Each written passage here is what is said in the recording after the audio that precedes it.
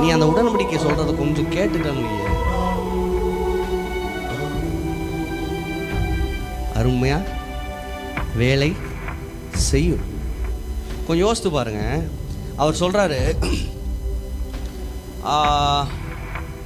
வாத்தின்படி வலையை போடுகிறாங்க, அந்தபடி அவர்கள் செய்து தங்கள் வலை சத்தமா வலை கிழிந்து போகத்தக்கதாக மிகுதியான மீன்களை பிடித்தார்கள். அடுத்த வசனம், அப்பொழுது மற்ற படவில் இருந்த கூட்டாளிகள் வந்து தங்களுக்கு உதவி செய்யும்படி.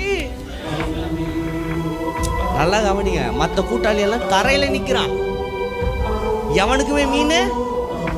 ஏன்னா அவனுக்கு நல்லா தெரியும் மத்தியான நேரத்துல மீன். ஆனா இங்க பேதுரு நின்று ஏன்றான்.